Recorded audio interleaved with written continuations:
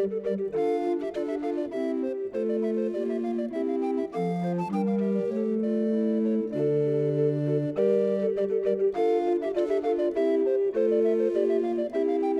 I'm Peter Adamson, and you're listening to the History of Philosophy podcast, brought to you with the support of the Philosophy Department at King's College London and the LMU in Munich, online at historyofphilosophy.net. Today's episode, Just Add Salt, Paracelsus and Alchemy. Pre-modern science does not have the best of reputations. The mere mention of the topic calls to mind the use of leeches and the belief that the sun goes around the earth. So historians of science have had to find ways to explain why we shouldn't just ignore everything that happened before, say, the 17th century. Specialists in pre-modern medicine might tell you of amazing breakthroughs made long ago, the discovery of the nervous system in Alexandria in the 2nd century BC, or successful eye surgery being done in the Islamic world. They might even suggest that we still have something to learn from long-dead scientists. The modern doctor would do well to heed Galen's advice to treat patients holistically, considering their personal history, diet and exercise regime, mental state, and individual constitution.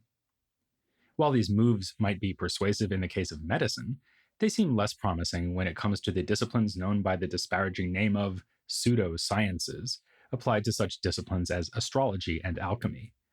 Most people assume that both enterprises were a fanciful waste of time, and experts in their history have to work hard to convince even academic colleagues that they are worthy of study. Often they do so by pointing out that we still take astronomy and chemistry seriously, and that these two sciences were intimately bound up with their pseudo-scientific counterparts. When it comes to astrology, it suffices to mention Ptolemy, a near contemporary of Galen's, who was the greatest ancient authority on both astral observation and astrological predictions. As for alchemy, it's surprising to learn how recently it was first distinguished from chemistry. We can find skepticism about the claims of alchemists going back as far as the history of alchemy, specifically as to whether they could really turn base metal into silver and gold. But it was only in the middle of the 17th century that these critics drew a contrast between a spurious art called alchemy and a genuine science called chemistry. In fact, they are really just the same word. The al at the beginning of alchemy is just the Arabic definite article, al, at the front of alchemia, which was in turn borrowed from the Greek word chemeia. Early modern scholars engaged in some pseudoscience of their own here, offering bogus etymologies, including one deriving the syllable al from the Greek word has, meaning salt. As it happens, salt is going to be a main ingredient of the story I tell in this episode. But before we get to that, we should go beyond etymology to consider that there was good reason for pre-modern scientists to believe in alchemy. While alchemists couldn't actually make gold or silver, they could do a lot of other things. They identified many minerals and chemicals, mastered techniques like distillation, which enabled them to extract pure alcohol, and developed processes for separating metals from one another. That included the isolation of precious from base metals, which could easily be confused with actually producing the precious metal. The same impression could be given by inducing a tincture in a non-precious metal to make it look like gold or silver. Then, too, the possibility of alchemy was well founded in more general theories of nature.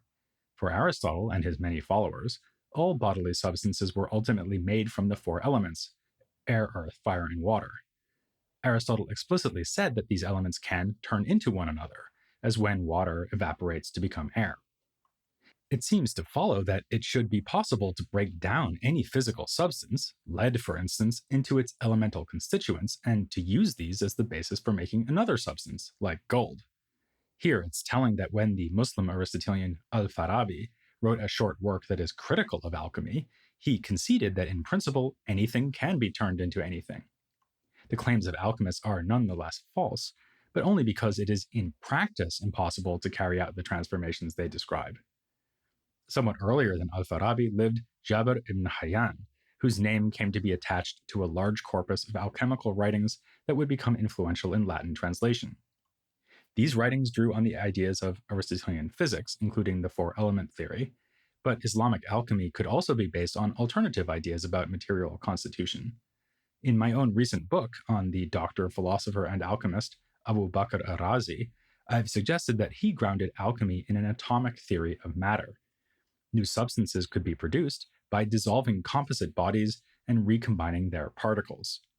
Supposedly, Arazi used this technique to produce an elixir for transforming metals. He once outdid a rival alchemist who turned metal into silver by using such an elixir to turn that silver into gold.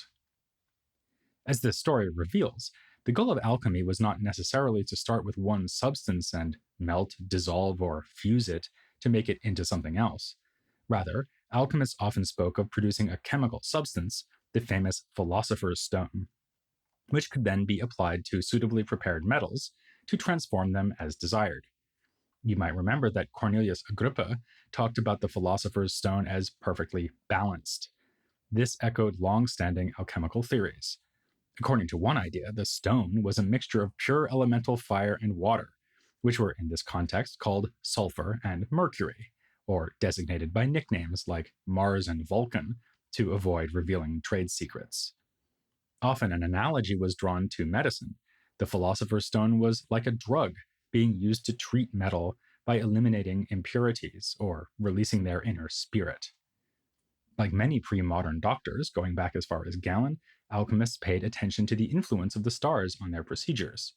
In both medicine and alchemy, the same technique that works on one day may fail on another due to a different astral configuration.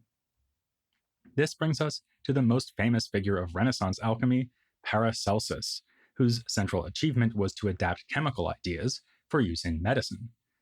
Fittingly enough, Paracelsus is itself a nickname, and rather unnecessarily so, since he already sported the rather magnificent appellation Theophrastus Bombastus von Hohenheim.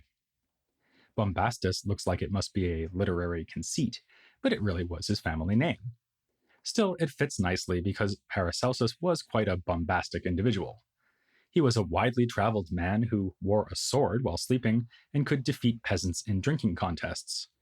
His enormous body of writings is full of invective against rivals and critics, and against traditional authorities in philosophy and medicine. Born originally in the Swiss town of Einsiedeln, Paracelsus plied his trade in many cities, including Bern, where in 1527 he outraged the university masters with his unorthodox ideas and his insistence on teaching in German from his own writings instead of lecturing in Latin from a standard curriculum. Perhaps no quotation sums him up better than this one. "My shoelaces know more than you and all your schoolmasters, Galen and Avicenna, and all your institutions of higher learning." The reason Paracelsus attacked Galen and Avicenna is that these were the two central medical authorities of his day. Supposedly, he even publicly burnt a copy of Avicenna's medical treatise, the Canon. As this begins to suggest, he was centrally interested in medicine. Scholars have even sometimes suggested that he had no interest at all in the practical transformation of metals, but this seems to be false. He refers in several texts to his own success in increasing the weight of gold in a mixture while separating it from other metals, and he plausibly describes how he turned iron into copper, or rather apparently did so. He would have been able to produce a replacement reaction whereby iron replaces the copper in copper sulfate, allowing him to get pure copper as a byproduct. Still, he mostly presented himself as an expert in the use of alchemical procedures to treat the human body. His works launched a movement of Paracelsian medicine that swept across Europe, helped along by stories of apparently miraculous cures performed by him or achieved by using his methods. This constituted a novel approach to medicine. In the Galenic tradition, to which Avicenna belonged, treatments were based around the idea that the body is made up of four humors that need to be kept in, or restored to, proper balance. The humors, blood, phlegm, black bile, and yellow bile, shared their properties with the four Aristotelian elements. So this kind of medicine was, like medieval alchemy, based on a physical theory that was standard orthodoxy among Aristotelian schoolmen at the universities. Paracelsus saw things very differently. While he accepted the reality of earth, air, fire, and water, for him these were not fundamental principles. Instead, he spoke of three firsts, namely sulfur, mercury, and salt. Here, salt has been added to the pair familiar from earlier alchemical writings, sulfur and mercury. They are powerfully influenced by the stars and in turn give rise to diseases, an explanation that Paracelsus finds far more plausible than those offered by Galenic medicine. How, for example, can we explain the outbreak of a plague? Surely it isn't that many of the people in a given city suddenly have the same humoral imbalance. Instead, an astral configuration is causing a buildup or tartar of mercury in their bodies, yielding such symptoms as boils on the skin. In general, he says, diseases grow in the human as grass and shrubs do from the earth. It isn't only the human body whose properties are determined by the three firsts.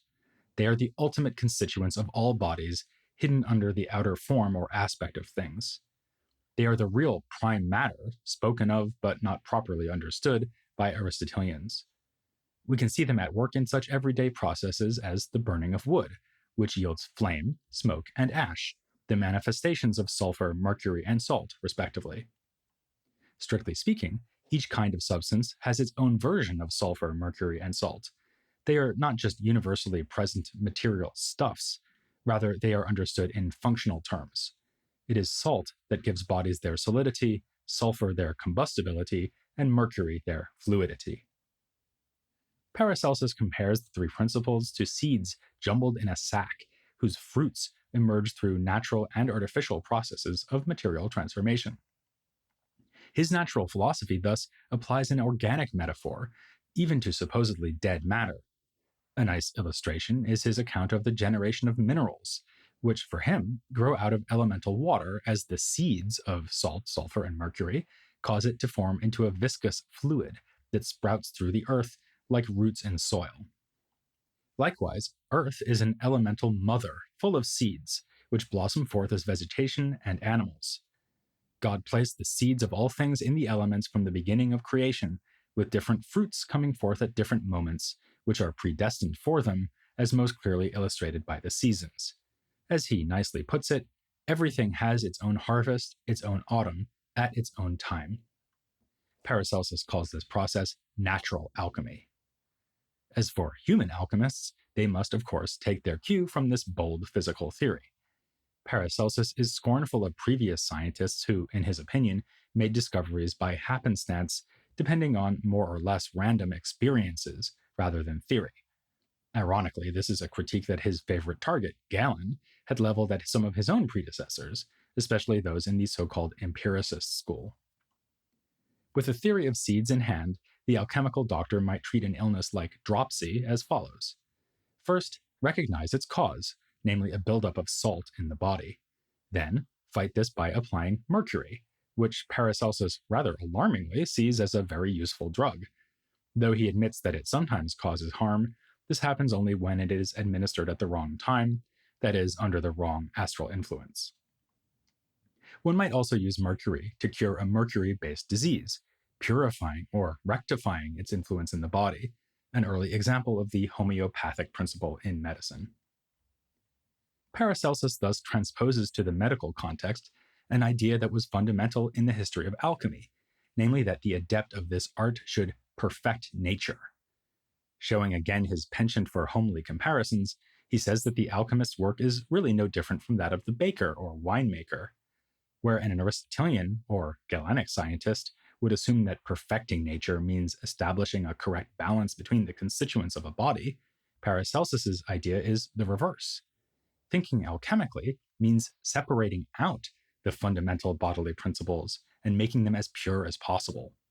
He draws an analogy to the stomach, in which digestion removes what is poisonous and excretes it, while the pure nutriment is retained. Likewise, the alchemist is trying to isolate and then use whatever is most fundamental to a substance, for example, to produce a drug. Across his career, Paracelsus uses different terminology for this underlying principle. It is the predestined element, the hidden power, the soul or spirit in the bodily mixture. It may not have escaped you that these ideas have obvious echoes with Christian religion.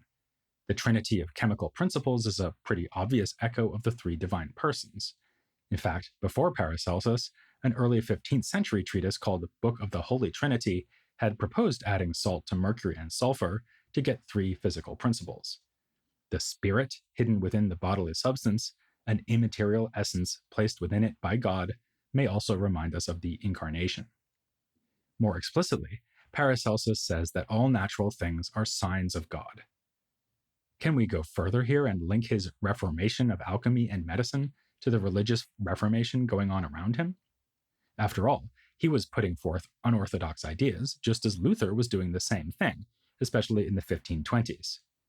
Furthermore, his attacks on medical authority and his claims of independence, once he bragged that he had not read a book for 10 years, obviously parallel Luther's scornful rejection of scholasticism.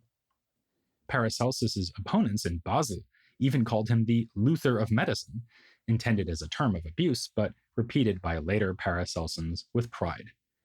So it makes sense that, though he did not himself leave the Catholic faith, his ideas flourished especially among Protestants. Adam of Bodenstein, who adopted Paracelsus's methods after they cured him from an illness, went on to publish many of the master's works and promote his teachings in Basel. And who was Adam of Bodenstein's father? None other than Andreas von Karlstadt, the reformer who was too radical to stay in Luther's Wittenberg. At the very least, these connections show that Paracelsus's science was a product of its age, but he can be more directly compared to figures like Agrippa and Trithemius, who, as we saw, helped to inspire Agrippa's interest in magic and may also have had a hand in the formation of the young Paracelsus. We should certainly not conflate or confuse alchemy with magic, but the two arts do share a number of things. Both magicians and alchemists tended to cloak their teachings in secret, as with the aforementioned use of code names, or simple refusal to spell out procedures fully, lest the uninitiated become acquainted with them. We can find that in Paracelsus, too, who once refused to explain openly how to make precious metals, saying, "It is better to remain silent and let the poor stay poor." More fundamentally, the two arts both drew on a pool of common inspirations. We've already talked about the importance of astrology, and can add to this the Jewish mystical tradition of Kabbalah. Paracelsus once said, "If you do not understand the use of the Kabbalists and of the old astronomers, you are not created to open your mouth about the alchemical art." This aspect of his writings has not always enthused modern-day scholars. One of them comments that Paracelsus as a philosopher and alchemist may sometimes resemble a Kabbalistic scholar more than a laboratory researcher or natural scientist in the modern sense. But at the time it was, like salt, very much to some people's taste. A leading example here would be Heinrich Kunrath, who used Kabbalistic techniques like numerology and the analysis of words to expound Paracelsian alchemy. Take, for instance, the central word elixir, spelled by Hunrath Elixeir. According to Hunrath, the first two letters, EI, represent the Hebrew word for strong. The following I and X are the Roman numerals 1 and 10, and the last three letters, EIR, are the Greek word for air. While this may seem pretty far from the concerns of Luther and Calvin, Peter Forshaw has pointed out that Kabbalah was supposed to go back to Moses and the foundations of Jewish religion, so it could be seen as more fitting for Christian scientists than the work of pagans like Aristotle and Galen. Hunrath was only one of many scholars who worked within the new Paracelsian paradigm. Another was Peter Severinus, who was physician to Frederick II in Denmark and wrote a synthesis of Paracelsian medicine. Severinus was faithful to Paracelsus's irreverent attitude as well as his medical theories. "We do not," he said, "owe the Greeks nor Arabs any respectful consideration. We are the servants of the sick." As we'll be seeing later, there was considerable support for Paracelsian philosophy in France, where it was especially the Protestant Huguenots who adopted it. Over in England, the alchemist John Dee was acquainted with the Paracelsian movement, and believe it or not, a work written in Aleppo in about 1640 by Salih ibn Salum showed knowledge of Paracelsus's ideas, meaning that his influence was even felt in the Ottoman Empire. Yet these ideas left many others with a bitter taste in their mouths. In Basel, opposition to Paracelsian theories remained strong. Here, a student named Thomas Moffat was forced to remove all trace of them from his writings before he could be granted a degree. One of the staunchest opponents was Andreas Libavius, who believed that one could produce gold alchemically, but using the old-fashioned methods of medieval alchemy. Libavius thus polemicized against the Paracelsians and in favor of the natural philosophy of Aristotle and the medical treatments recommended by Galen. Another critic was Thomas Erastus, a professor of medicine at Heidelberg. In a set of disputations from 1572, he rejected the idea that one could chemically transform one type of substance into another and then back again. Such cyclical change is possible, but only between the four fundamental elements air, earth, fire, and water. He worried that Paracelsus's chemistry made ordinary substances like plants, animals, and humans out to be nothing but aggregates or mixtures of more basic ingredients, which would undermine science itself, since science is the study of the unifying essences of those very substances. Love him or hate him, then, Paracelsus was like many of the chemicals he devoted his life to understanding, bound to provoke a strong reaction. Of course, Paracelsus's detailed proposals about the nature of bodies and the therapies that applied these ideas in medicine have not stood the test of time. Yet his chemical approach to matter and medicine can be said to have survived quite nicely. The mere fact that students training to be doctors have to study a lot of chemistry would certainly please him mightily. Closer to his own day, his works contributed to a broader development in the 16th century.